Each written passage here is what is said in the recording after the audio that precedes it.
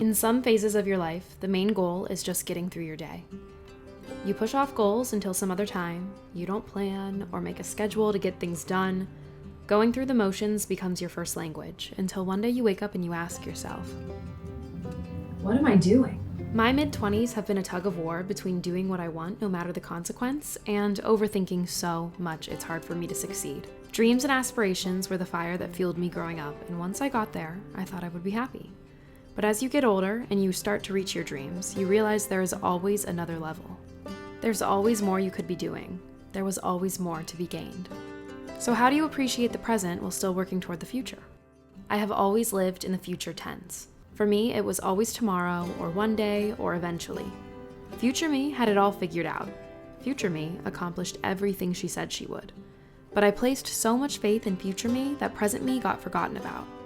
The reality is, if you want your dreams to come true in the future, you have to focus on who you are right now. Otherwise, you'll never have tangible goals, just daydreams.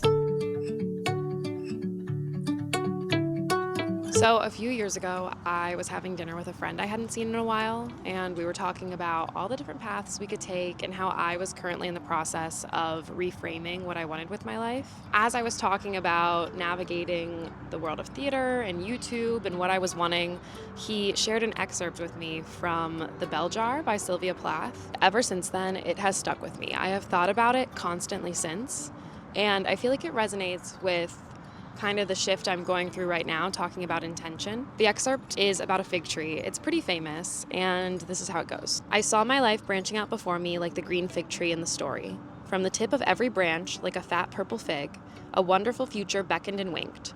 One fig was a husband and a happy home and children, and another fig was a famous poet. So she goes on to list more figs she could have taken, more paths she could have gone down. And then she goes, I saw myself sitting in the crotch of this fig tree, starving to death, just because I couldn't make up my mind which of the figs I would choose. I wanted each and every one of them, but choosing one meant losing all the rest. And as I sat there, unable to decide, the figs began to wrinkle and go black, and one by one, they plopped to the ground at my feet. After hearing that, I thought about that concept all of the time. I had and still have so many paths I want to take, so many things I want to do, but it really freaked me out. I started thinking, like, what if one day I turn around and all of my paths are behind me and it's too late? Like, what if I look down and all of the figs are at my feet? So I kind of thought about that excerpt. It freaked me out a little bit, but I moved on with my life. And recently, as I've been really kind of thinking, okay, I'm turning 27, I need to kind of center in on what I want to do with my life, I started thinking about what that passage actually meant. And the more that I've thought about this, the more I realize that that passage isn't meant to tell people to stop dreaming. It's meant to tell them to just make a choice. And those two are very different things, because you can keep dreaming and follow multiple different paths, but you need to make a choice to get there. And ever since I discovered that, that's kind of kept me sane in realizing that, yes, there's a lot of paths that I could take and I'm not going to end up taking, but the ones that I truly want to take, if I make the choice to take action toward them, it could work out. And by the way, I've never actually read The Bell Jar. I probably should now after thinking about this passage so much. But since I haven't read it, I decided to look at the text kind of around this passage. And a lot of people kind of take it out of context. And I do think there's deeper meaning in it and something to learn from it. But in the actual book, it turns out she was just hungry. And she was finally taken out for a meal after being hungry and said, "It occurred to me that my vision of the fig tree and all the fat figs that withered and fell to the earth might as well have arisen from the profound void of an empty stomach." So we've learned 3 things from this excerpt. 1, make a choice. 2, it's not as deep as you think. And 3, if you're feeling depressed and existential, maybe you're just hungry. So how do you make the choice? How do you live intentionally? I have been maneuvering through how to be an intentional, level-headed person for the past 5 years, and honestly, I think it's something we're working to find our whole lives. Something I've struggled with my whole life is making a choice. Big picture choices have always come easy to me. Going to school for theater, living in New York City, starting a YouTube channel. Those I barely gave a second thought to. They came easily. But the big picture needs to be supported by the details, and that's where sometimes I get indecisive. Growing up, it seems easy. Almost every choice is made for you. A lot of the things you have to do or are told to do become your accomplishments. And then one day, no one is telling you what to do anymore. You have to figure it out for yourself, and every action has a consequence. And some days I am so scared of a bad consequence that it seems easier to go through the motions. In my 20s, I have struggled a bit with the balance between working really hard and having tunnel vision for my goals and just kind of enjoying my 20s. I think that's kind of just the makeup of like this period of life, having fun and having not as many responsibilities, especially I don't have a family, nothing to really take care of except for myself and my cat. But at the same time, like wanting to set myself up for success and really achieving my goals so that as I get older, I am on the right path to getting everything that I want accomplished. I feel like over the past few years I have worked really hard, but at the same time I constantly feel like I am not doing enough. Like every day I could be doing so much more. And so I feel like it's easy to get scatterbrained and have so many goals, and it's kind of hard to focus in on those. And then it's hard to actually get things done because I have so many big ideas and big pictures that I want to get accomplished, but without setting that intention and setting a specific goal to achieve those things, it's never going to happen. And I think that's what I struggle with sometimes. Day to day, I feel a lot of guilt in my decisions that I choose.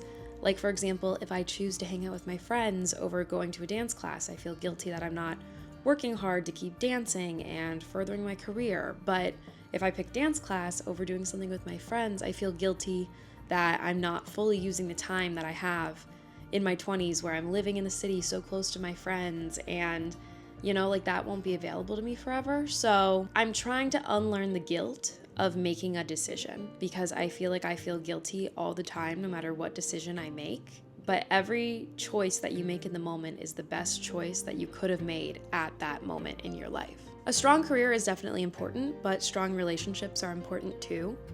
And you have to put effort into both aspects of those. I'm trying to remind myself that the choices that I make are what I feel are the best choices for me in that moment. I'm trying to just enjoy the decisions I'm making. So I'm actively working on the choices that I'm making to not only be intentional, but to remind myself that if I made the choice, I'm doing what I feel is best for myself in that moment, and I shouldn't feel guilty about that. We spend so much time worrying about having regrets. It takes up all of our time to actually live our lives, and then we still end up having regrets. Being intentional also means being in the moment. When dealing with regret, I remind myself any choice we made for ourselves was the best possible choice for us at that moment. Maybe now we know it wasn't necessarily the right choice, but it was what we thought was best for ourselves at the time. So, living a life that's intentional means being present in the relationships in your life. It means choosing to show up for people and choosing to reach out, not always waiting for someone to come to you. It means making choices about your career and well-being, choosing to commit to your schedule, choosing to commit to the next step in your career, choosing to follow a specific path.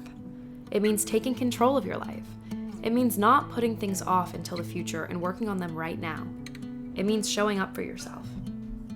I have felt on autopilot for the past 6 months, and sometimes we have to be. It's fight or flight, and sometimes that's how we get through life when we're dealing with less than ideal situations. And I think that's okay, and it's necessary to do that sometimes. But after a while, we need to pull ourselves out of that state to move forward. Last year, I made it to the point I always had dreamed of in my YouTube career, the point I worked so hard to get to for 3 years prior. But once you arrive at where you worked so hard to get, you realize you still have to continue that work to maintain it, or work even harder so you can grow even more. Recently, I have felt that something has had to change for me, and I'm making the choice to do it today. I'm going to put out work that I'm passionate about and that's well thought out. I'm going to wake up earlier and start my days slow and not rushed. I'm going to choose to do things because I truly want to do them. I'm going to be disciplined in showing up for myself, and I'm going to do what feels right for me. As I get older, all the potential paths I saw for myself start to slip away, but they don't have to. The reason they slip away is not because I'm getting older, it's because I can't make a decision and I'm not making the plan to realistically achieve those goals. Making choices is hard, but making choices is necessary. And by living with intention and making a plan, we can achieve a lot more than we think.